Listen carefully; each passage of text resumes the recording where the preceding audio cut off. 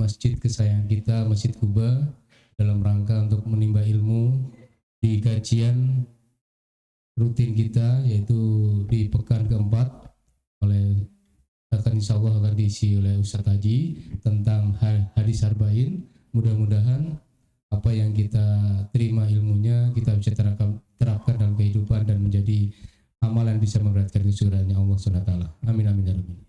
Salawat dan salam mari kita tujukan pada junjungan kita Nabi besar Muhammad Sallallahu Alaihi Wasallam. Salawat dan salam juga pada keluarga beliau, para sahabat, para tabi'in, alim ulama, dan mudah-mudahan kita mendapat syafaat di yaumil akhir nanti. Amin. Kajian pagi ini marilah kita buka dengan umul kitab surat Al-Fatihah. Ila khazil Mustafa Muhammadin sallallahu alaihi wasallam. Al-Fatihah. A'udzubillahi minasyaitonir rajim. Bismillahirrahmanirrahim. Alhamdulillahirabbil alamin arrahmanir rahim maliki yaumiddin. Iyyaka na'budu wa iyyaka nasta'in ihdinas siratal ladzina an'amta 'alaihim ghairil maghdubi 'alaihim. Amin amin ya rabbal alamin. Dan Ustaz Haji juga sudah siap di mejanya. Sudah siap Ustaz ya? Waktu dan tempat yang persilakan pada Ustaz Haji. Bismillahirrahmanirrahim. Assalamualaikum warahmatullahi wabarakatuh. Alhamdulillah, thumma alhamdulillah, wassalatu wassalamu ala rasulillah Muhammad ibni Abdillah wa ala alihi wa ashabihi wa man walah. Bapak Ibu jamaah salat subuh yang semoga dirahmati Allah. Alhamdulillah, puji syukur senantiasa kita haturkan kehadirat Allah atas segala karunia, nikmat dan inayah yang Allah berikan kepada kita. Salawat teriring salam semoga tercurah kepada junjungan kita Rasulullah Muhammad sallallahu alaihi wasallam, kepada keluarga beliau, para sahabatnya, dan umat beliau yang tetap berpegang kepada agama ini sampai hari berbangkit.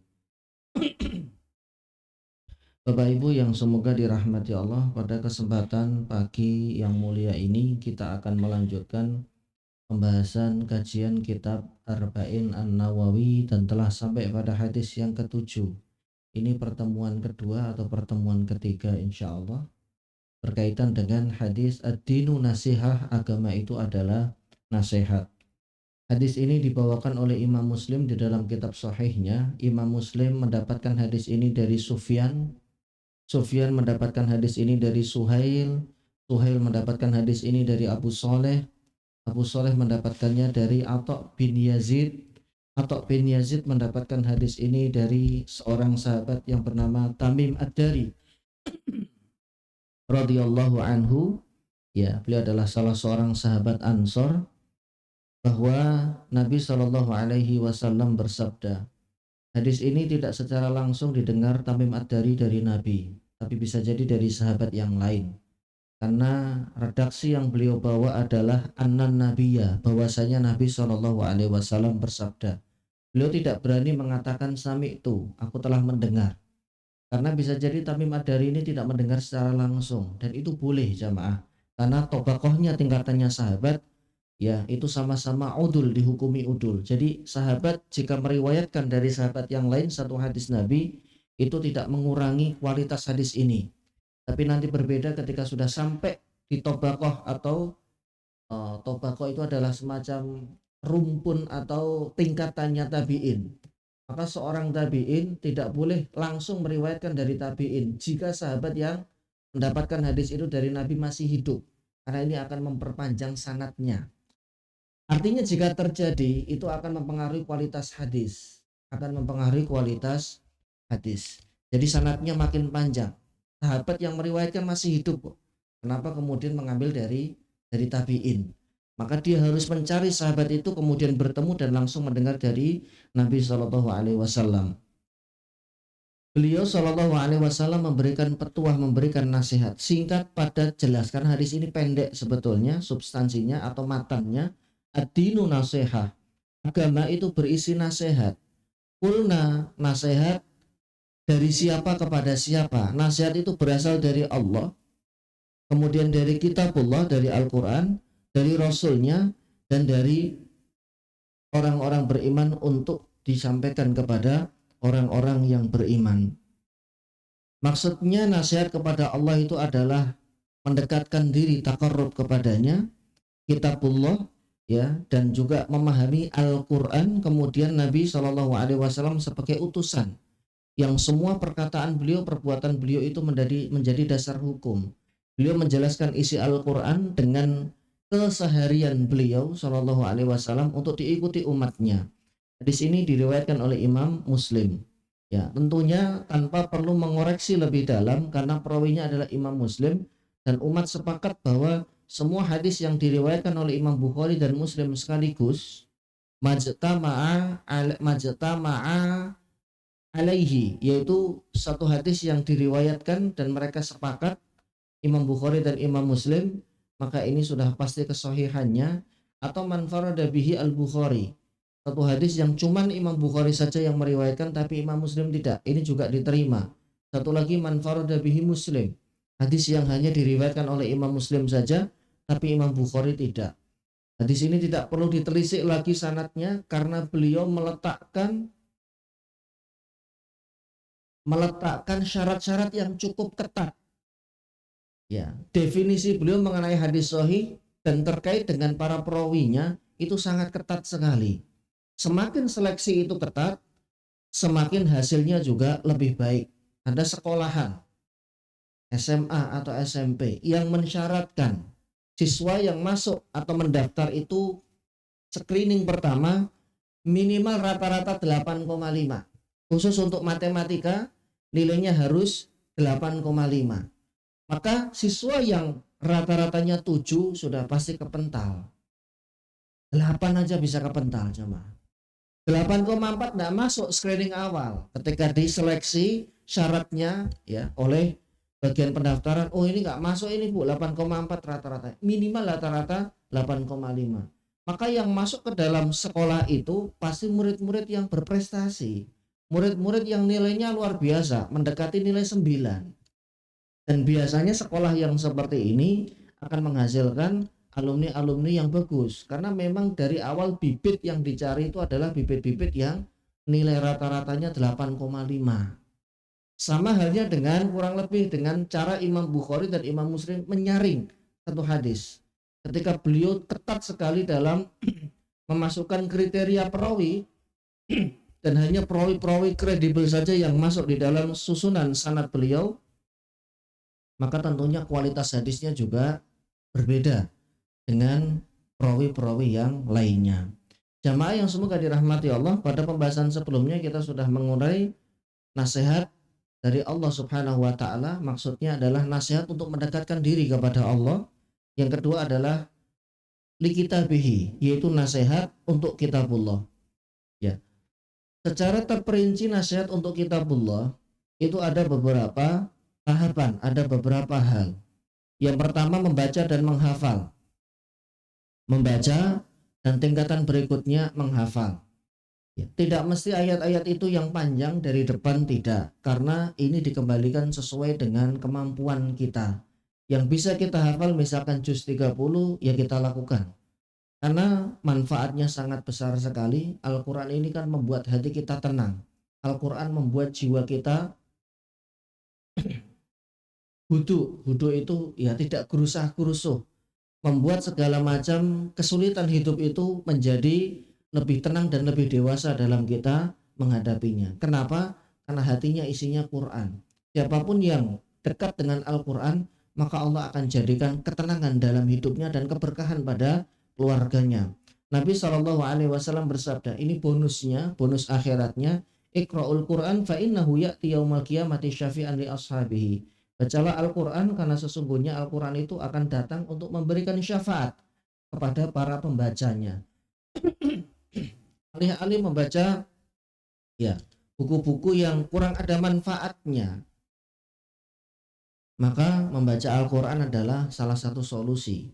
Sudah mendatangkan kebaikan, mendatangkan ketenangan, nanti di akhirnya adalah orang itu akan mendapatkan syafaatnya. Dan Al-Quran itu lebih tahu siapa orang-orang yang suka membacanya. Ditaruh doang di rumah, terakhir baca kapan? Mungkin Ramadan kemarin, nanti baru dibuka lagi Ramadan. Maka anjurannya adalah bacalah walaupun sedikit, karena yang Allah sukai sebuah ibadah itu adalah jika dilakukan kontinu. Sedikit tapi kontinu itu jauh disukai oleh Allah Subhanahu wa taala. Karena ini adalah cara untuk mengobati hati, ya. Bercengkrama dengan kalamullah, berinteraksi dengan kalamullah.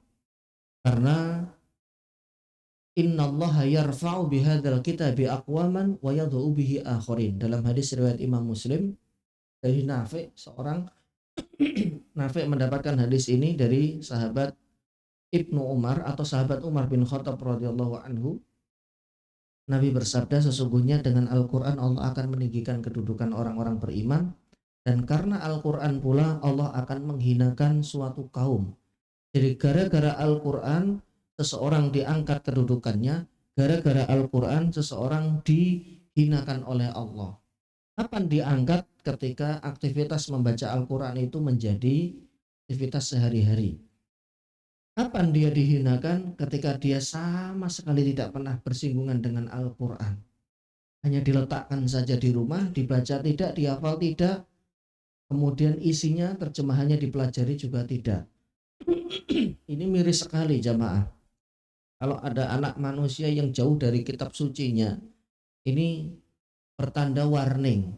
Nggak boleh seorang anak manusia itu, apalagi muslim, jauh dari kitab sucinya.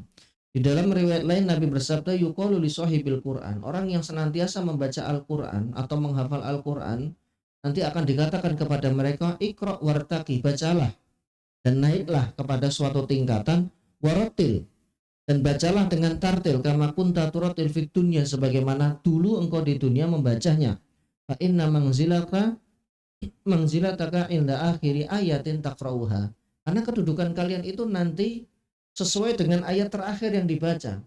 Kalau yang dibaca itu ayat-ayat yang panjang, kemudian kedudukannya tinggi, berkaitan dengan surga, berkaitan dengan manzilah di akhirat, ya seperti itulah nanti Allah akan memberikan ganjaran. Karena siapapun yang banyak berinteraksi dengan kalamullah, maka Allah Subhanahu wa taala tidak segan-segan menaikkan value-nya, menaikkan nilainya di hadapan semua makhluk dan di hadapan para malaikatnya. Di dalam riwayat yang lain Nabi juga menganjurkan, laisa minna man lam yataghanna bil Qur'an, bukan termasuk dari golongan kami orang yang membaca Al-Qur'an tidak dengan irama. Karena Nabi suka ya Al-Qur'an itu didengungkan dan kemudian menjadi aktivitas, dan padanya ada nada, ada irama. Yang kita mengenal banyak sekali, ada bayati, kemudian ada jiharkah, macam-macam itu ada banyak. Karena orang itu akan suka mendengar bacaan Quran jika bacaannya merdu, masya Allah. Nggak sadar sudah berapa menit dia berdiri, sudah berapa ayat yang dibaca, saking indahnya, saking syahdunya. Ya, makanya inilah yang disebut dengan Al-Quran itu bisa menolong jiwa seseorang, psikologi seseorang. Orang yang gampang stres, orang yang mudah sekali kena masalah, boleh dilihat apakah interaksinya dengan Al-Quran banyak atau minim. Biasanya minim. Apalagi mungkin nggak pernah baca Quran, dia akan lebih mudah terkena stres. Kenapa? Karena nggak ada pelampiasan jamaah. Ya, orang itu kan ketika mendapati sesuatu, entah pekerjaan atau di lingkungannya, kebentur sesuatu, dia akan mencari tempat, malja bahasanya, tempat untuk berlindung, tempat untuk dia jadikan tameng. Ya, dia netralisir stresan dan psikologi dia yang sedang tertekan dengan sesuatu. Agar apa? Agar tidak terlalu terpikirkan. Nah, kalau yang dicari itu adalah sesuatu yang semu, maka dia nggak akan bisa menghilangkan ya stres ini, dan menetralisir itu akan kesulitan. Tapi kalau yang dia jadikan sebagai sandaran adalah sesuatu yang kokoh, sesuatu yang kuat, yaitu Allah dan kalamnya, yaitu Al-Quran, maka tingkat stresnya walaupun tidak langsung hilang, itu akan berkurang. Karena semuanya kuncinya di hati. Dan syaitan ini akan bermain-main di ranah hati ketika sudah sampai titik tertentu, sehingga kemudian seseorang secara psikologi terkena pressing, tekanan yang berat. Dan syaitan ini bermain-main, dia akan membuat hatinya mengeluh. Dia akan membuat hatinya tidak tenang, hati dan pikiran tidak tenang. Belum lagi kalau ada masalah di rumah. Apa yang bisa menghilangkan? Yang bisa menghilangkan adalah sesuatu yang kuat, sesuatu yang kokoh. Sehingga ketika dia dihajar dengan masalah bertubi-tubi, ada tempat bersandar dan tempat berlindung dia yang maha kokoh, yaitu Allah Subhanahu wa taala, dan tentunya adalah kalamnya. Walaupun sekali lagi ini bukan jaminan langsung brek masalah selesai ekonominya. Masalah yang dihadapi di sosialnya selesai. Tidak 100% menjadi jaminan. Tapi paling tidak jamaah ada pijakan yang kokoh. Karena berangsur sedikit demi sedikit perlahan nanti kita minta kepada Allah untuk diselesaikan persoalan tersebut. Selain membaca dan menghafal, maka mentadaburi nilai-nilai yang terkandung dalam setiap ayat Al-Quran adalah menjadi sebuah keharusan. Karena bagaimana mungkin Al-Quran itu bisa menyatu dengan kita jika kita nggak paham dan tidak tahu artinya. Ayat demi ayat kita baca dari yang mulai pendek, dan ketika kita membacanya, kita hadirkan hati kita. Inilah yang membedakan bacaan seseorang itu sampai ke dalam hati atau tidak, berbanding lurus dengan apa yang dia baca itu dia pahami atau tidak. Semakin dia paham, ya, semakin dia hadirkan ruhnya ketika membaca, pikirannya tidak kemana-mana, tapi dia fokuskan di ayat itu. Ketika ayat demi ayat dia baca, nah bacaan yang seperti inilah yang sampai kepada hati, memberikan pengaruh yang signifikan, positif pada diri seseorang, hatta sampai para mustamiin, orang yang mendengarnya pun juga mendapatkan keberkahan dari kehadiran hati yang dibaca oleh pembaca Al-Quran. Allah berfirman, afala yatadabbaruna al-Quran, apakah mereka itu tidak bisa mentadaburi, merenungi makna Al-Quran? Am ala qulubin aqfaluha, atau dikarenakan hati mereka itu sudah keras, sudah terkunci. Dikatakan saking terkuncinya, saking kerasnya, sampai untuk memahami bacaan Al-Quran dia tidak mau, padahal dia bisa melihat terjemahan. Maksudnya ayat ini ayat ini berbicara mengenai akhirat, ayat ini berbicara mengenai siksa kubur, ayat ini berbicara mengenai kehidupan dunia, wa mal hayatud dunya illa mata'ul ghurur. Berkali-kali ayat ini diulang-ulang oleh Allah. Kehidupan dunia yang dijalani tidak lain adalah mata, ya, satu kenikmatan yang ghurur, yang merupakan tipu daya. Semakin kita gila dengan dunia, semakin kita kehausan. Karena memang bukan seperti itu rumus yang diajarkan oleh Quran. Seorang muslim, hatta seorang muslim, semakin dia menjadikan dunia itu satu-satunya tujuannya, semakin dia akan kehausan. Seperti ketika orang haus kemudian minum air laut, dia tidak akan pernah merasa puas, jamaah. Karena memang mencari kepuasan itu bukan dengan dunia. Tapi kalau dia balik mindsetnya, yang menjadi tujuan utama saya adalah akhirat, dunia ini menjadi jembatan. Dapat ya syukur, nggak dapat ya wis. Tidak ada sesuatu yang membuat dirinya sedih ketika dunia itu lenyap dari dirinya atau hilang. Tapi ketika yang hilang itu adalah akhiratnya, wah luar biasa stresnya dia. Bagi dirinya, kehilangan sholat subuh berjamaah itu jauh lebih berharga daripada kehilangan dunia.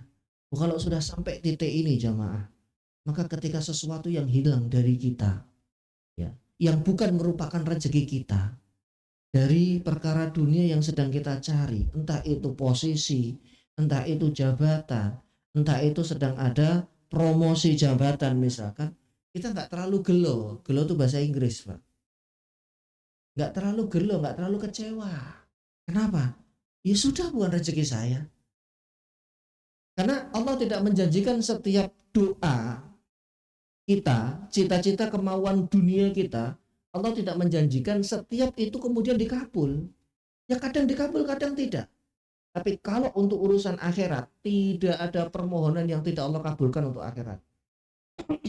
Semua permohonan akhirat pasti dikabul. Karena itu barometer Allah.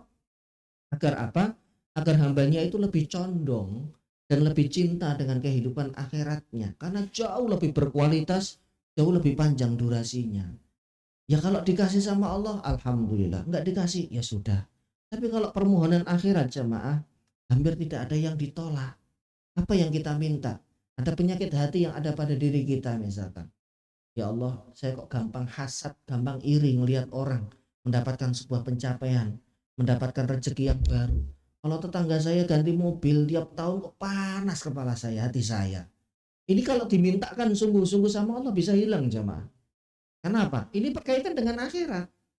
Kalau kita mintanya sungguh-sungguh dan kita tahu ini adalah salah satu kekurangan kita, pagi siang malam dalam setiap 5 waktu munajat kita nggak pernah kita doa lupa untuk meminta kepada Allah dihilangkan ya rasa hasad di dalam hati, insya Allah hilang. Karena apa? Karena Allah menjanjikan permohonan akhirat untuk dikabulkan. Tapi beda dengan dunia. Bisa jadi jenengan sudah 10 tahun, 20 tahun yang lalu minta sama Allah rumah, tapi sampai sekarang belum dikabul. Akhirnya nanti sampai 30 tahun atau sampai di ujung usianya dapat atau enggak ya terserah Allah. Kalau Allah mau dikasih, kalau Allah nggak berkehendak, biasanya ada hikmahnya, ya rumah ini ditunda. Tapi yang pastikan doa ini tersimpan. Semua doa yang tidak terkabul bagi seorang muslim itu akan disimpan oleh Allah Subhanahu wa taala untuk nanti diberikan di yaumil qiyamah. Yang ketiga, setelah dia menghafal, kemudian membaca, kemudian mentadaburi, kemudian mengajarkan. Ya, mengajarkan Al-Qur'an. Apalagi sekarang dengan banyaknya metode-metode yang ada. Sampai Nabi memberikan garasi yang terbaik di antara kalian itu adalah yang mengajarkan, yang belajar Al-Quran dan juga mengajarkannya. Memang tidak ada batasan umur jamaah. Belajar Al-Quran itu tidak ada batasan umur. Semua umur karena tahapannya panjang sekali. Ya kalau sudah bacaannya bagus, ada tahapan di mana seseorang itu mengambil sanad. Kalau bacaannya bagus, ada tahapan dia belajar tajwid, belajar makhrajnya, karena memang tahapannya panjang. Jadi untuk semua umur worth it. Jangan kemudian kita merasa berkecil hati, dulu nggak sempat, ya sekarang sudah sempat, maka kemudian kita sempatkan. Mulia kok Pak, tidak ada yang tidak mulia. Semua yang bersanggungan dengan Al-Quran itu pasti mulia. Mungkin sama kita dengan cucu kita Iqra 3, kita juga Iqra 3. Betul, malu, iya. Tapi tidak ada yang sia-sia ketika yang dipelajari itu Quran. Karena ini justru ya akan membuat hati kita makin kokoh, membuat iman kita makin kokoh. Jangan sampai kita nanti di alam kubur ditanya sama malaikat, kemudian kita menjawab, saya nggak bisa baca Quran. Belajarlah, mulailah dari sekarang, walaupun tidak sampai nanti Iqra 6 selesai, mujahadahnya ini akan Allah hitung, kesungguhannya. Barangkali sebelum Iqra 6 selesai, ya, atau kalau pakai metode Umi misalkan atau metode yang lainnya belum sampai Al-Quran tapi sudah dipanggil sama Allah, ya mudah-mudahan ini menjadi hujah kita nanti, argumen kita di hadapan Allah. Kemudian memahami dan mengamalkannya, karena biar bagaimanapun buah membaca Al-Quran itu baru akan kita peroleh setelah kita memahami dan mengamalkan daripada isi Al-Quran. Karenanya Allah kemudian berfirman, ya ayyuhalladzina amanu lima taquluna ma la taf'alun. Wahai orang-orang yang beriman, kenapa kalian taquluna, mengatakan, mengajak sesuatu, ma la taf'alun, tapi kalian tidak mengerjakannya. Kabura maqtan indallah an taqulu ma la ta'lamun. Amat besar kemurkaan Allah bahwa kalian mengajak sesuatu tapi kalian sendiri tidak mengerjakannya. Ini menjadi teguran yang keras untuk orang-orang yang beriman. Kemudian wali rasulihi, nasihat yang berikutnya adalah nasihat untuk nabinya Shallallahu Alaihi Wasallam. Maksudnya bukan untuk Nabi dinasihati, tidak, tapi petua ini berasal dari beliau. Karena Nabi menginginkan seluruh umatnya itu patuh kepada beliau. Apa yang disampaikan oleh beliau menjadi hukum yang harus diikuti. Karena sumber hukum kita kan Al-Quran dan Nabi yang diutus, yaitu Rasulullah Shallallahu Alaihi Wasallam. Al-Imam Al-Marwazi beliau mengatakan, nasihat untuk Nabi Shallallahu Alaihi Wasallam pada masa hidupnya adalah dengan mengerahkan segala kemampuan secara sungguh-sungguh dalam rangka mentaati beliau, membela agamanya, membela dakwahnya, menolong beliau ketika beliau masih hidup. Hari ini kan beliau sudah berpulang, sudah tidak ada. Maka yang kita ikuti adalah ajarannya, sunnahnya, kemudian peninggalan-peninggalan beliau dari semua kebaikan yang pernah beliau lakukan. Mencintai Nabi Shallallahu Alaihi Wasallam itu bagian dari kecintaan kepada Allah. Dan salah satu tanda cinta kepada Nabi adalah mengikuti beliau, patuh kepada semua apa yang beliau sampaikan. Makanya Allah berfirman, "Qul in kuntum tuhibbunallah." Jika kalian benar-benar mencintai Allah, fattabi'uni, maka ikutilah nabi kalian. Yuhibbukumullah. Niscaya Allah akan mendatangkan kecintaan juga kepada kalian. Karena salah satu tanda cinta itu adalah menjadi pengikut yang baik. Semua yang beliau sampaikan kita berusaha untuk menjalankannya.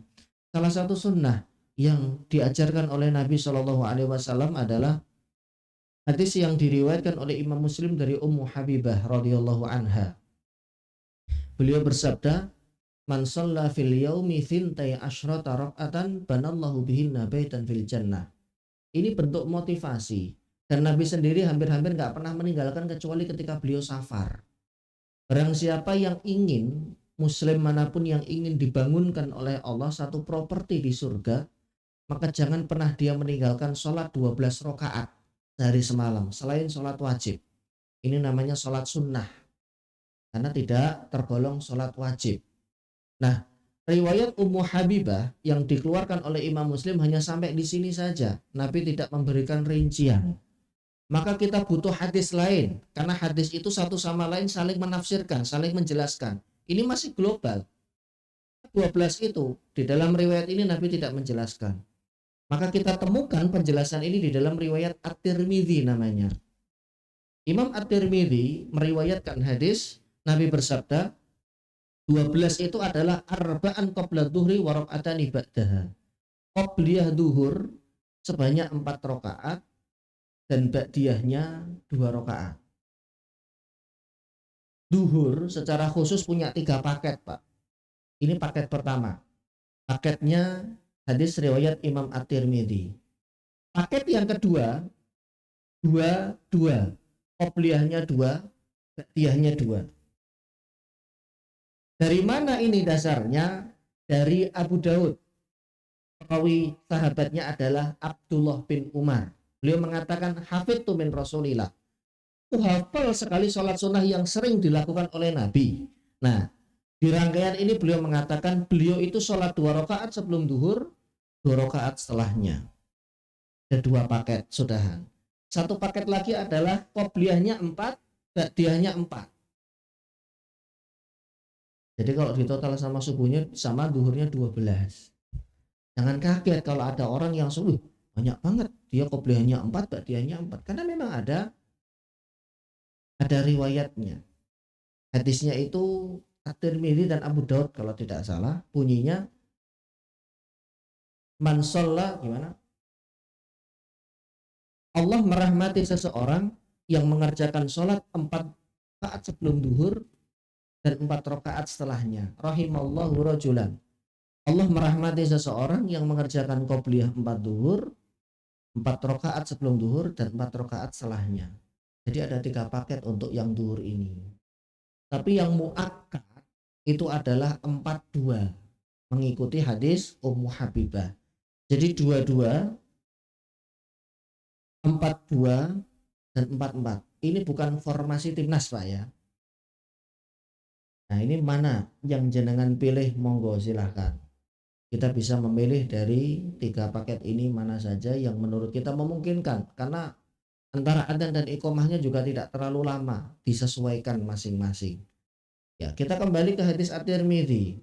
Setelah beliau menjelaskan 4 sebelum duhur dan 2 setelahnya, sisanya di mana? Warak'atani ba'dal maghrib.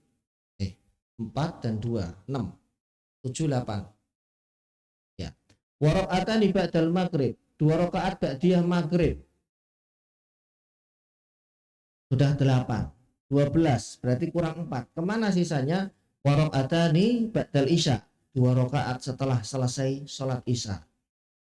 2 lagi tadi barusan dikerjakan. Warak'atani qabla sholatil fajri, 2 rakaat sebelum sholat sunnah fajar, maksudnya sholat subuh. Ya, qobliyahnya subuh. Secara khusus qobliyahnya subuh itu punya fadilah yang luar biasa. Dalam hadis Muslim, rawinya Imam Muslim dari Bunda Aisyah, Nabi bersabda, "Raka'atul fajri khairun minad dunya wa ma 'alaiha." Hanya 2 rakaat sholat qobliyah subuh, maka dia lebih baik daripada dunia dan seisinya.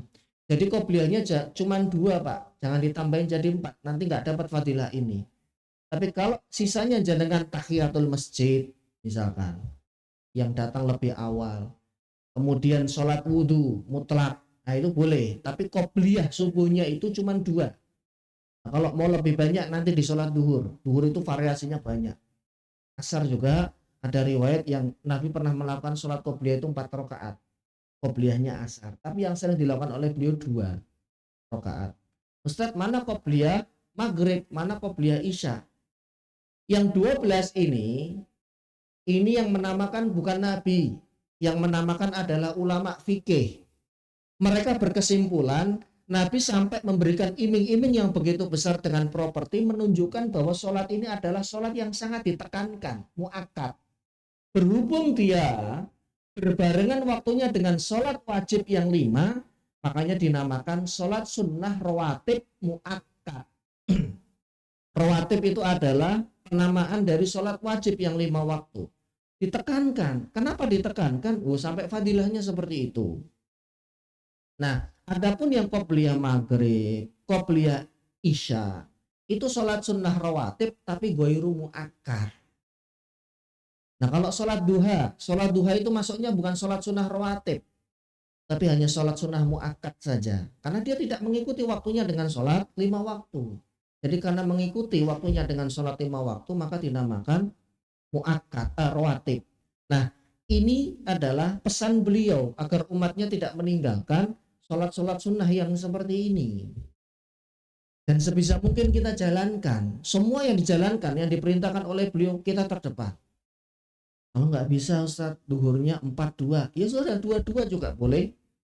Nah itu riwayatnya Ibnu Umar. Cuman memang fadilahnya tidak seperti yang disebutkan dari hadis Ummu Habibah. Jadi hadis itu saling terkait jamaah. Ada yang umum kemudian dijelaskan dengan pengkhususan riwayat yang lainnya dan begitu sebaliknya. Ketaatan kepada Nabi Shallallahu Alaihi Wasallam merupakan bentuk ketaatan kepada Allah. Karena Allah berfirman, "Man yuti'ir Rasul faqad ata Allah." Siapapun yang patuh dan taat kepada Rasul, maka dia telah taat kepada Allah Subhanahu Wa Taala. Diriwayatkan dari Jabir bin Abdullah bahwa beliau mengatakan, "Bayatu Rasulullah." Aku pernah membaiat. Baiat itu adalah sumpah setia kepada Nabi Shallallahu Alaihi Wasallam untuk satu mengerjakan sholat, menunaikan zakat, kemudian memberi nasihat kepada setiap muslim. Memberi nasihat kepada setiap muslim. Karena pembahasannya adalah apa hukum memberikan nasihat. Hukum asal memberikan nasihat itu fardu kifayah. Ketika ada 1 atau 2 orang yang sudah negur, maka kewajiban yang lain gugur. Jangan semuanya ikut bicara. Karena kita pun didikte dan digurui juga nggak suka, apalagi di hadapan orang-orang. Makanya ada seni dalam menasehati. Ya, Imam Nawawi rahimahullah berkata, ini seorang ulama yang bermadzhab Syafi'i, hukum memberi nasihat adalah fardu kifayah menurut beliau. Apabila ada yang sudah mengemban tugas ini, maka nasihat ini gugur bagi yang lain. Jangan semuanya maju jamaah. Karena kalau semuanya maju, sampai kemudian kita menjatuhkan harga dirinya, kehormatannya, kan kasihan. Mungkin kalau 1-2 orang saja yang nasihati secara diam-diam, yang lain nggak tahu. Tapi kalau semuanya ngomong di grup, bisa-bisa left dari grup. Dan ini nggak bagus ya. Untuk komunikasi ke depannya kurang baik. Kewajiban kita hanya menyampaikan. Soal mau dan tidak itu urusan yang bersangkutan dengan Allah Subhanahu wa Ta'ala. Syekh Nadim Muhammad Sultan beliau mengatakan, saya berpendapat bahwa hukum memberi nasihat dengan makna yang menyeluruh adalah fardu ain. Ada juga yang fardu kifayah, ada yang wajib dan juga ada yang sunnah, sesuai dengan kondisi dan keadaan. Karena Nabi menjelaskan agama adalah nasihat, sedangkan hukum agama adalah wajib, fardu ain dan juga fardu kifayah. Menurut beliau seperti itu. Ada satu kalimat yang berbunyi, semoga Allah merahmati orang yang menunjukkan kepadaku kesalahanku. Ini adalah quotes yang disampaikan oleh Umar bin Abdul Aziz, salah satu khalifah dari Bani Umayyah ya, salah satu khalifah dari Bani Umayyah. Beliau mengatakan seperti ini dalam rangka ketika beliau menjadi khalifah.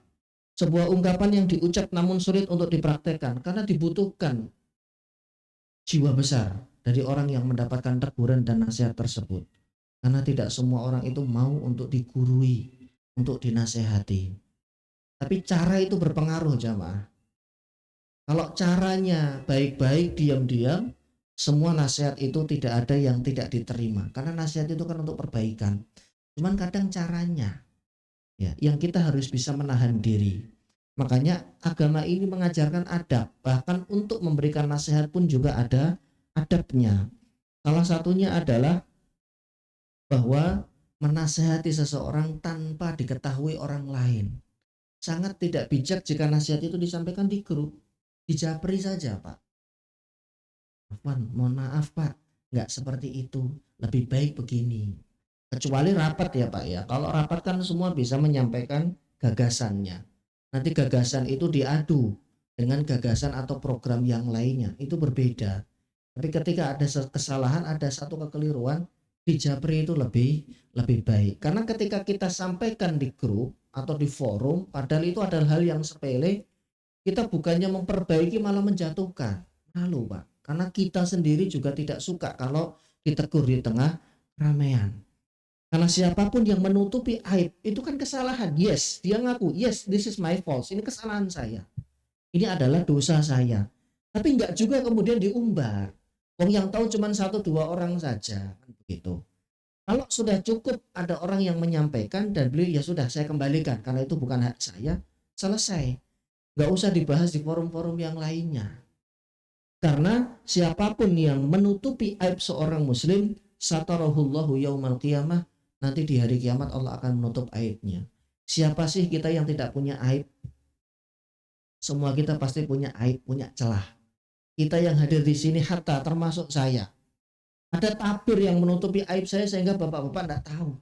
Yang seandainya Allah buka tabir ini semua orang tahu, orang tidak akan mau mendekat kepada kita. Sehingga apa? Ketika Allah menutup aib kita dan kita senang tidak diketahui oleh orang, maka tutuplah aib orang lain yang kita ketahui padahal orang lain tidak tahu. Agar apa? Agar beliau bisa nyaman dan tenang ketika ketemu dan bermuajah bertatap muka dengan jamaah-jamaah yang lainnya. Seorang ulama tabi'in bernama Fudail bin Iyad, beliau mengatakan seorang mukmin ialah orang yang menutup aib dan menasehati. Menasehati dengan cara tidak dibuka di forum umum. Sedangkan orang yang fasik adalah orang yang suka merusak dan suka mencela. Hati-hati, ini tanda nifak. Tapi sudah berkali-kali kok nggak diperhatikan, nggak didengerin. Itu urusan dia sama Allah. Kecuali jika ada madorot ya, madorotnya itu besar, semacam mengganggu keamanan, Kamtibnas dan yang lain. Kalau kita melihat misalkan ada anak-anak remaja ngumpul-ngumpul, ya kemudian di situ mohon maaf dia main gaple, ya diusir saja, paling tidak diundang Pak RT. 1-2 diusir, sana pergi ke tempat lain. Baru kalau mereka sudah berkali-kali, karena ini hubungannya dengan Kamtibnas Pak ya, keamanan, sampai dia bawa teman-temannya banyak. Ya kalau kita cuma 1-2 orang dicuekin, panggil otoritas Pak RW mungkin atau Kamtib Babinsa misalkan. Kan kalau pakai seragam kan mereka sudah keder begitu. Ya karena ini hubungannya dengan keamanan dan ketertiban sudah beda. Dan tidak termasuk menutup aib itu adalah ketika itu terkait dengan kriminal Pak ya. Dosa besar apalagi kriminal. Terkait dengan masalah pelanggaran dan itu sampai tingkatannya tingkatan yang cukup serius. Ini harus dilaporkan kalau seperti ini. Karena kalau tidak akan membahayakan yang lain. Apalagi sudah sampai mohon maaf mungkin pengguna narkoba atau pengedar. Ini nggak bisa kita tutup aibnya. Salah. Tidak pada tempatnya. Bila perlu digerebek karena itu akan mengganggu dan merusak lingkungan kita, anak-anak terutama yang menjadi korban. Apalagi jika di situ ada praktek-praktek judi yang terselubung begitu. Ini tidak baik. Imam Ibnu Hibban rahimahullah mengatakan, sebagaimana telah kami sebutkan, memberi nasihat merupakan kewajiban kepada seluruh umat manusia, tetapi dalam menyampaikannya juga harus secara rahasia tersembunyi. Karena barang siapa yang menasihati saudarinya di hadapan orang lain, dia telah mencelanya, menjatuhkannya. Tapi kalau dia nasihati dalam kesendirian, dalam keheningan, maka dia telah memperbaikinya. Kadang bukan karena nggak mau, tapi caranya yang tidak bijak. Dan ingat jamaah, ya motivasinya itu bukan dia harus mau nurut dengan kita, enggak. Karena yang punya hatinya adalah Allah. Kita hanya menyampaikan, ya, kita berdoa kepada Allah semoga ada perubahan. Kalau tidak ada perubahan bagaimana? Yaitu nanti urusan dia dengan Allah Subhanahu wa taala. Dalam hadis yang panjang, hadis yang diriwayatkan oleh Imam Abu Hurairah, seorang sahabat Nabi yang juga merupakan ulamanya, Nabi bersabda, "Man nafasa an mu'minin kurbah." Siapapun yang menghilangkan kesulitan seorang mukmin, maka Allah akan menghilangkan kesulitannya pada hari kiamat. Boleh jadi dia datang dan menghilangkan kesulitan ini tidak mesti dengan materi, tapi boleh jadi dengan kata-kata yang baik. "Pak, ini saya sedang ada masalah di rumah." "Oh gitu Pak?" "Iya, anak saya, istri saya kok susah banget Pak ya." Yuk cerita curhat. Mungkin kita nggak bisa ngasih nasihat dengan ayat Quran atau dengan hadis karena kita nggak banyak hafal, takut salah. Tapi kalau kita responnya baik, kata-kata yang keluar mungkin nggak bisa memberikan solusi. "Saya ikut prihatin Pak, saya ikut mendoakan semoga Allah mencarikan jalan yang terbaik untuk Bapak menyelesaikan segala masalahnya." Kata-kata ini sederhana mungkin keluar, muncul dari lisan kita, tapi membuat hatinya ternyuh sampai kemudian beliau menangis. Paling tidak, kalau kita tidak bisa memberikan nasihat atau memberikan jalan keluar, berikanlah kata-kata yang baik. Karena beliau itu butuh dikuatkan, jamaah. Dan ini sudah masuk dalam kategori melepaskan kesulitan. Karena ada kesulitan yang sedang dia alami. Masalah rumah tangganya. Kemudian kita bisa membantunya tidak harus dengan materi. Kemudian man satara musliman, barang siapa yang menutup aib seorang muslim, satarahullahu fid dunya wal akhirah, maka Allah akan tutup aibnya di dunia dan di akhirat. Karena Allah akan menutup aib seorang yang mau menutup aib saudaranya. Nyun sewu, mohon maaf, kalau kita bertetangga, tangga kita mungkin ada masalah dengan istrinya, ada piring terbang begitu. Dan kita yang sebelahan langsung karena temboknya berdekatan, kita tahu, wah ini keluarga tiap hari ribut terus. Masalah listrik ribut, ya, masalah cucian ribut, ini itu ribut. Nggak usah kita ceritakan, Pak tahu nggak, sini sini sini sih Pak, kumpulin, baru 2 orang, nunggu 10 orang ya biar nggak diulang lagi. Kumpulin, tahu nggak kemarin tuh dia ribut loh sama istrinya, lempar-lemparan piring. Buat apa jamaah? Buat apa yang seperti ini? Dia kemarin didatengin debt collector loh. Buat apa? Itu urusan pribadi dan privasi beliau. Selama tidak mengganggu kita. Kadang kan Yon Sewu, mohon maaf, lesan ini nggak bisa direm. Sehingga semua yang dilihat dan didengar diceritakan lagi. Mari kita belajar untuk bisa menutup, ya, kejelekan yang dilakukan oleh orang lain di hadapan kita. Tetap kita tegur, tetap kita nasihati. Tapi tidak kemudian kita ceritakan lagi. Agar apa? Agar nanti aib kita tidak dibongkar oleh Allah di hadapan seluruh makhluk di yaumil kiamah. Karena Allah menjanjikan, Allah akan menutup aibnya di dunia dan di akhirat bagi mereka yang tahu di depan mata dia ada sesuatu yang tidak baik terjadi, tapi dia kemudian diam. Ini yang hebat tetangga seperti ini. Dia tahu ada masalah di tetangganya, tapi tidak sampai kemana-mana karena dia nggak pernah cerita. Ya mungkin tetangga ini sudah nggak enak kalau ketemu, tapi kita pura-pura nggak dengar, pura-pura nggak tahu. Tapi coba bayangkan Bapak Ibu, kalau diceritakan di forum RT, forum RW, forum majelis begini, jamaah masjid, yang tadinya beliau sering ke masjid gara-gara itu bisa jadi kemudian mundur. Kenapa? Nggak enak, takutnya tahu bapak-bapak yang ada di masjid kalau kemarin terjadi huru hara di rumah. Akhirnya apa? Mundur dari jamaah. Tapi kalau kita pura-pura nggak tahu padahal kita tahu, ketemu biasa saja, nggak pernah di-spill, nggak pernah diungkit, mungkin beliau akan lebih nyaman gitu. Karena orang itu akan merasa nyaman berada di dekat orang-orang yang, mohon maaf, tidak terlalu banyak bicara. Tapi actionnya luar biasa yang paling depan. Nah, habit yang seperti ini, ya mari kita tumbuhkan dalam lingkungan kita untuk lingkungan sosial, lingkungan masyarakat, apalagi konteksnya adalah jamaah masjid yang notabene secara agama hal-hal semacam ini pasti sering dan mendapatkan materi-materi yang terkait dengan kerukunan. Karena itu penting jamaah, orang itu akan nyaman. Saya nyaman tinggal di klaster ini. Kenapa? Karena nggak resek warganya, pengurusnya juga nggak resek. Maksudnya nggak dikit-dikit tegur, tegur boleh, tapi jangan di forum. Japri, sampai Pak mohon maaf Pak, itu parkirnya Bapak ganggu. dimasukkan saja di dalam karena ini jalan sempit misalkan begitu. Pak, mohon maaf, itu sampahnya ya kalau bisa jangan sampai belepotan kemana-mana, takutnya nanti ganggu yang lain. Oh iya Pak, kan enak kalau disampaikan japri atau ketemu langsung begitu.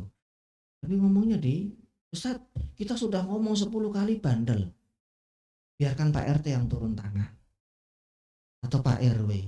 Tapi tetap tidak boleh di-spill jamaah, tidak boleh disampaikan di forum. Karena apa? Konfliknya nanti lebih besar dan meluas. Itu harus bisa menahan diri.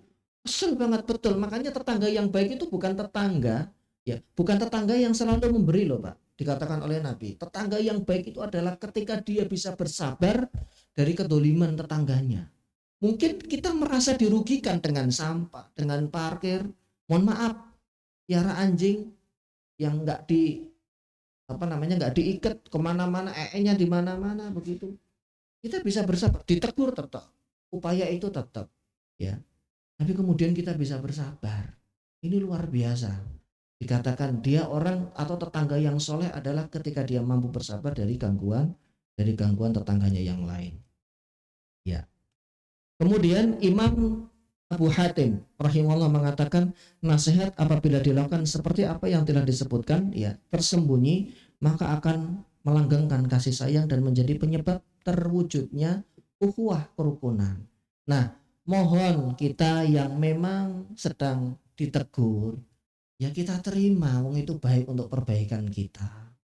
Jangan yang ditumbuhkan itu sifat arogannya, sifat wah saya ini kan pejabat misalkan, waliyadzubillah, jangan sampai begitu. Ada masalah di hatinya, baik kok tujuannya, negurnya juga baik-baik. Pak, mohon maaf sampahnya Pak ya, itu berantakan, ditutup aja Pak, biar nggak di berantakan, takutnya nanti kemana-mana ganggu, bau dan yang lain. Ini kan bagus. Sepele jangan kemudian menjadi besar sampai nggak teguran. Cuman gara-gara masalah sepele. Kita juga harus bisa menjadi seorang warga yang bijak. Menyampaikan dengan penuh perhatian kepada saudaranya sesama muslim adalah kritik yang membangun. Lebih besar kemungkinannya untuk diterima dan untuk didengarkan. Nabi bersabda, "Innallaha azza wa jalla hayyun satirun yuhibbul haya' wasitar." Sesungguhnya Allah itu Maha Pemurah, kekal dan Maha Penutup aurat, Maha Penutup aib, ya. Dia mencintai rasa malu dan sikap menyembunyikan aib. Artinya siapapun yang pernah melihat aib atau kekeliruan pada saudaranya sebisa mungkin untuk disembunyikan, ya, agar tidak terekspos oleh orang lain. Kemudian, ya, ini menjadi poin yang penting dalam kerukunan hidup, dalam hidup bersosial. Jangan suka mencari kesalahan, jangan suka mencari aib. Memang kita tidak senang, mungkin kita nggak suka karena hal-hal sepele nggak didengarkan terus. Akhirnya kemudian dicari-cari. Pokoknya apapun yang bisa dilakukan untuk menjatuhkan. Jangan ini kemudian menjadi ambisi kita untuk menjatuhkan seseorang, jamaah. Ya, karena ini adalah sesuatu yang tidak baik. Jangan kita lukain hati kita dengan hal-hal yang sepele. Karena nanti efeknya ke hati kita. Hati kita menjadi hati pendendam. Orang yang suka mencari-cari kekurangan, Allah akan membongkar aibnya suatu hari. Nabi Shallallahu Alaihi Wasallam pernah naik ke atas mimbar, kemudian beliau mengatakan, dia ma'syara man aslama bilisanihi, wahai orang-orang yang hanya Islam atau Muslim di lisannya saja, tidak sampai ke hatinya. La tu'dzul muslimin, jangan kalian sakiti orang-orang beriman. Wala tu'ayyiruhum, jangan kalian cari-cari kesalahan mereka. Wala tattabi'u auratihim, jangan pula aurat mereka, aib mereka dibongkar. Fa innahu man tatabba aurata akhihi, siapapun yang mencari-cari kesalahan saudaranya, maka suatu saat Allah juga akan membongkar dan membuka aibnya. Dan siapapun yang Allah bongkar aibnya, maka aib itu akan tersebar walaupun dia bersembunyi di bawah atau di balik pintu rumahnya atau di tempat tersembunyi manapun. Karena kita pun juga punya kekeliruan, kita punya kekurangan, jamaah, yang Allah sembunyikan, yang Allah tutupi. Artinya ketika ada sebab yang membuat Allah membuka tabir itu, akan dibuka sama Allah. Ini kan jadi tidak baik, ya. Dan kita juga tidak ingin kekeliruan kita atau kesalahan kita kemudian diketahui oleh banyak orang. Hadis ini diriwayatkan oleh Imam At-Tirmidzi. Kadang setelah sekian lama kemudian aib ini terbongkar. Banyak faktor. Salah satunya adalah dia tidak serga bertobat. Ada orang yang mohon maaf sudah sekali dua kali melakukan perzinahan tapi dia tidak kunjung tobat padahal aibnya sudah Allah tutup.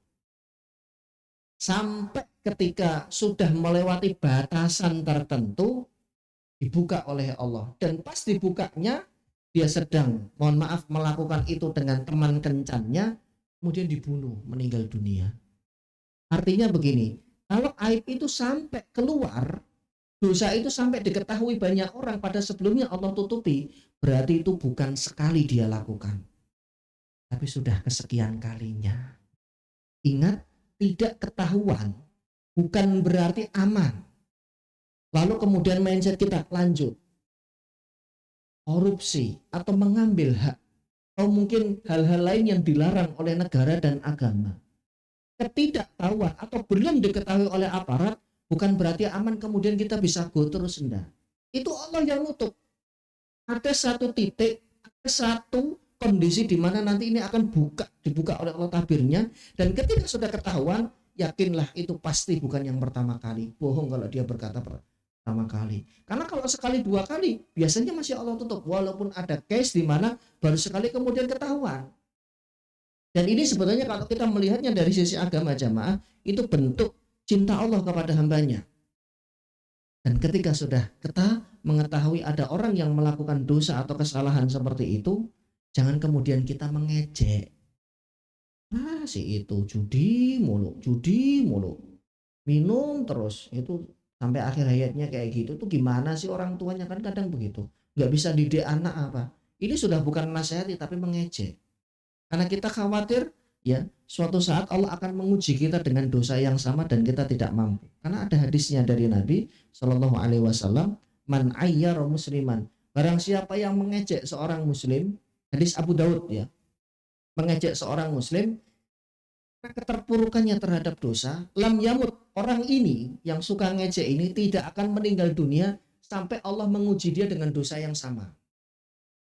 Artinya belum tentu kita lolos dan bisa jadi kita sama. Cuman bedanya orang tadi jatuh melakukan dosa tapi ada penyesalan. Kita karena ada sikap kiber, agak sombong, merasa wah kalau saya mah nggak mungkin, ya nggak mungkin tergelincir sama yang kayak begitu.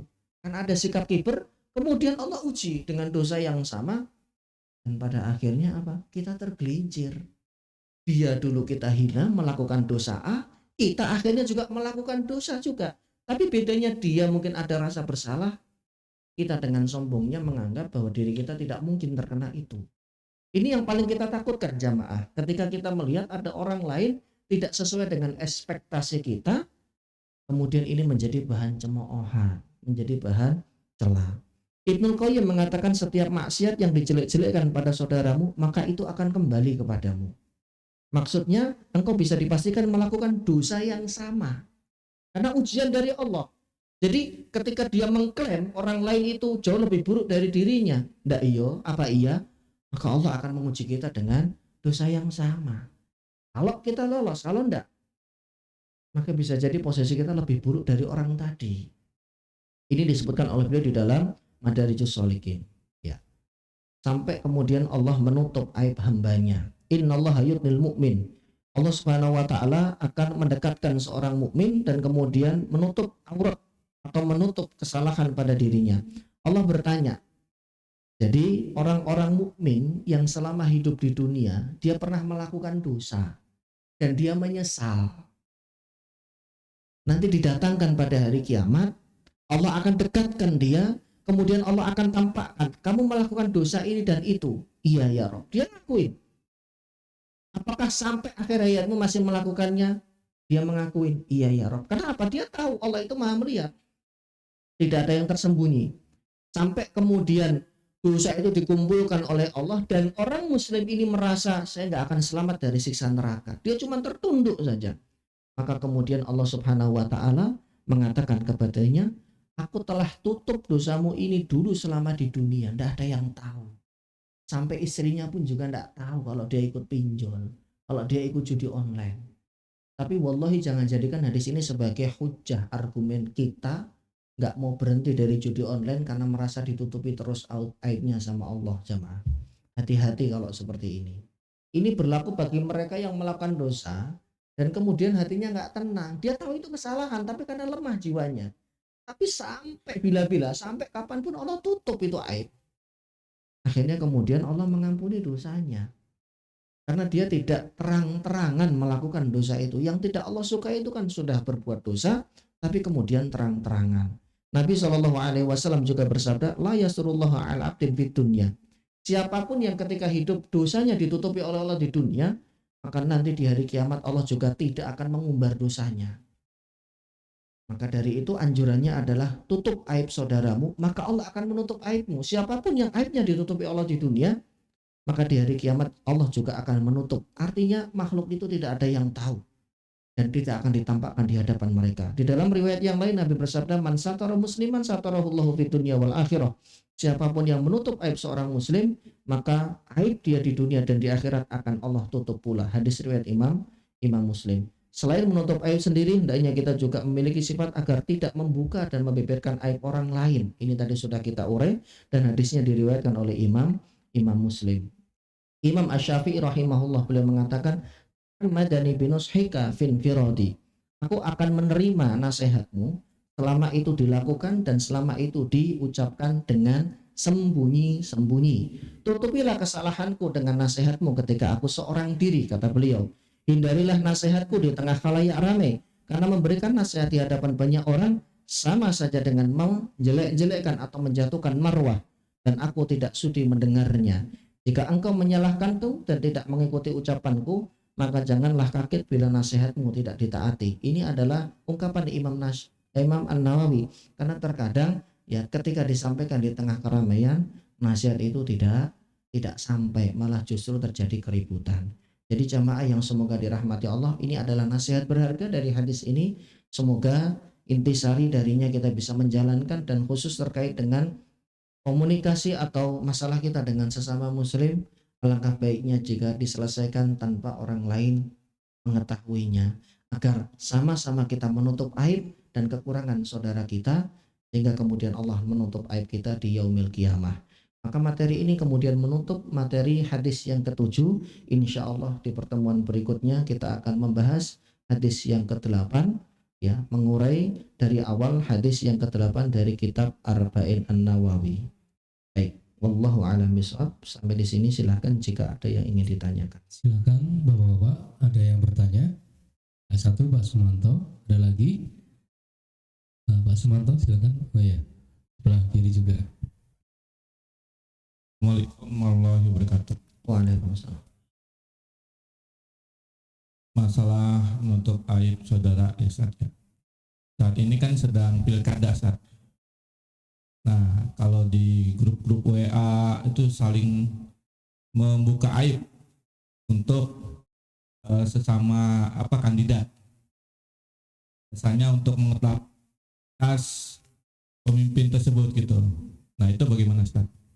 Ya. Satu saja. Satu. Yang sebelah sana. Ya, ada 3 berarti.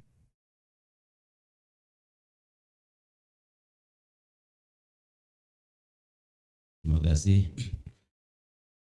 Saya pengen meminta penjelasan kepada Ustadz dalam salah satu hadis yang ditayangkan tadi yang berbunyi laisa minna ma la yataghanna bil Qur'an. Bukan golongan kami orang yang membaca Al-Qur'an tidak dengan lagu atau irama. Sebagaimana kita ketahui, membaca Al-Qur'an itu sudah ada pakem-pakemnya. Seperti irama waras, irama bayati dan lain-lain. Namun di Republik kita Indonesia ini beberapa tahun yang lalu telah terjadi, terutama di istana, seorang qori yang membaca Al-Quran dengan langgam Jawa. Dan ini apakah pejabat-pejabat di Kementerian Agama ini menafsirkan hadis tersebut seenaknya atau gimana? Karena kalau tidak ada batasannya, bisa jadi nanti orang baca Al-Quran dengan gaya rock and roll, bisa jadi dengan dangdut dan sebagainya. Ya. Mohon penjelasannya Ustaz. Terima kasih. Baik. Ya. Baik. Satu lagi, satu lagi Silakan. sekalian. Jadi tentang membuka aib, tentang lagam kalian. Tadi Pak. Ya. Bismillahirrahmanirrahim. Assalamualaikum warahmatullahi wabarakatuh. Salam warahmatullahi. Pak Ustadz, baiknya sholat ba'diyah qobliyah di rumah atau di masjid? Terima kasih. Assalamualaikum warahmatullahi wabarakatuh. Waalaikumsalam. Singkat padat. Oke. Baik. Yang pertama, saya jawabnya mundur ya, pertanyaan ketiga karena paling singkat. Saya jawab dulu. Sebaiknya sholat sunnah itu di rumah atau di masjid? Sebaiknya di rumah, tapi tidak terlarang di masjid. Kenapa? Ij'alu min sholatikum buyutikum. Jadikanlah sebagian sholat kalian, maksudnya sholat sunnah hadis ini umum yang bermakna khusus. Itu di rumah-rumah kalian, dan jangan jadikan rumah kalian seperti kuburan yang nggak pernah digunakan buat sholat baca Quran. Jadi sholat sunnah itu lebih afdol di rumah. Kecuali tahiyatul masjid, kan nggak bisa tahiyatul masjid di rumah, harus di masjid. Tapi bukan berarti terlarang di masjid. Salah satunya adalah untuk menjaga keikhlasan, dan masih banyak faktor-faktor yang lain. Jadi sholat sunnah itu lebih baik di rumah, tapi tidak terlarang di masjid. Kan kalau saya konteksnya nggak mungkin saya pulang Depok dulu Pak untuk sholat di rumah, karena saya sudah stay di sini kan begitu. Jadi ini tergantung masing-masing. Tapi yang lebih baik memang di rumah, atau ya di rumah untuk sholat sunnah begitu. Bukan berarti tidak boleh. Kemudian bagaimana dengan langgam Quran tadi? Kalau batasannya apa? Karena ada yang membacanya dengan langgam Jawa ya kalau nggak salah tadi Pak. Iya baik. Kalau kita melihat hadisnya, laisa minna man lam yataghanna bil Quran. Ini kan umum tapi yang bersifat khusus lafadznya. Umum terkait dengan melakukan atau mengiramakan bacaan Quran, khusus karena memang ada riwayat dari para ulama ahlul qiraah yang memberikan kriteria, batasannya adalah ini. Jadi nggak bisa ditafsirkan kemana-mana, nggak bisa dibawa kemana-mana. Karena memahami hadis, ini kan hadis disampaikan Nabi di tanah Arab. Mereka adalah ahlul lughah bahasa Arab, maka bacaan Qur'annya juga mengikuti ahlul lughah, pemilik bahasa, yaitu bangsa Arab yang mereka lebih fasih dalam pengucapannya. Karena kalau itu nanti bisa ditafsirkan di mana-mana, Pak. Bacaan ain orang Arab asli dengan orang Jawa dan Sunda beda. Nah, apakah ini yang menjadi acuan? Enggak. Yang menjadi acuan adalah di mana Quran ini turun. Quran ini turun kan dengan lesan bahasa Arab Quraisy. Maka yang menjadi acuan mereka at-taghani mengiramakan Al-Quran bacaannya seperti tadi imam yang membacanya, bacaannya pelan, tartil, merdu. Jadi nggak diiramakan dengan irama aneh-aneh, ya iramanya irama Quran. Makanya ada bayati, kemudian ada jiharka, kemudian ada nahawan. Nah ini bacaan-bacaan seperti ini ya yang diajarkan oleh ahli qiraah. Seperti itu. Karena Nabi pernah meminta para sahabat untuk membacakan Al-Quran. Tapi kemudian seiring berjalannya waktu ada pengembangan lagi yang bacaan itu tidak keluar dari koridor. Tetap kiblatnya adalah ke sana. Karena di sanalah diturunkannya Al-Quran. Jadi mengiramakan ini umum tapi khusus karena tidak boleh seseorang kemudian akhirnya berasumsi, mengambil kesimpulan, menafsirkan sendiri-sendiri sesuai dengan bacaan wilayahnya, nggak bisa. Kenapa? Karena kalau makhrajnya disesuaikan dengan wilayahnya sendiri-sendiri, maka Quran ini nanti akan beda-beda bacaannya. Orang Sunda baca Qurannya beda dengan orang Jawa, beda dengan orang Arab. Nah, terus bagaimana? Ya mau nggak mau semuanya harus larinya ke Arab. Kenapa? Karena dengan bahasa mereka lah Al-Quran itu turun. Tahsinnya dengan orang yang langsung belajar dengan orang Arab atau dengan orang Arab langsung. Karena hum ahlul lughah, mereka pemilik bahasa. Sama kayak kita orang Jawa mau belajar bahasa Sunda. Kalau belajarnya dengan orang Jawa juga, ya medok nanti. Harus belajarnya dengan orang Sunda langsung. Kalau pengen belajar bahasa Inggris, hiduplah di tanah atau negara yang menggunakan bahasa Inggris. Aksen ya Pak ya. Aksennya kita akan dapat. Orang belajar bahasa Rusia juga seperti itu. Aksennya akan dapat. Belajar bahasa Rusia, belajar bahasa Inggris dari orang Jawa misalkan, ya mungkin dapat, tapi rasa bahasanya zauq al-lughawinya tidak dapat. Pertanyaan yang pertama tapi jawabnya yang terakhir dari Pak Manto adalah kondisi eskalasi politik ini sedang naik dan kadang tidak sedikit kita temukan ya antar calon ini saling membuka aib. Ini bagaimana? Ini politik di kita ini sudah nggak sehat seperti ini. Ya, sudah tidak sehat. Yang ditonjolkan bukan program, tapi saling membuka aib seperti itu. Ini jadi presiden tersendiri karena memang demokrasi ya begini salah satu konsekuensinya bahwa ya mereka akan menggunakan cara instan. Kalau saya pribadi sih saya nggak terlalu cinta dengan calon A dengan calon B, biasa saja. Saya akan cari tahu programnya. Kalau menurut saya baik ya saya pilih, kalau enggak ya tidak saya pilih. Sudah selesai. Jangan sampai konstelasi yang durasinya hanya 3 bulan ya membuat pertemanan dan pertetanggaan kita 3 tahun berturut-turut kemudian jadi persoalan. Kecewa boleh, itu hak masing-masing. Kecewa boleh, itu hak masing-masing. Tidak sesuai dengan yang diharapkan, misalkan jagonya sudah dipilih kok kayak begini, kok tidak sesuai. Ya sudah terjadi. Ya, sudah terjadi dan itu tidak masalah. Asal tidak kemudian mohon maaf membicarakan sampai ngoprek-ngoprek masalah pribadi kehidupan rumah tangganya. Ini sebaiknya kita jaga. Jangan sampai selesai pilkada kemudian atau pilkada ya berarti ya. Kemudian membuat hati kita terluka karena ikut-ikutan kita membongkar sesuatu yang keburukan pada dirinya. Toh kita nggak dapat apa-apa kok Pak. Mereka kalah, mereka menang, kita nggak dapat duit, nggak dapat apa-apa.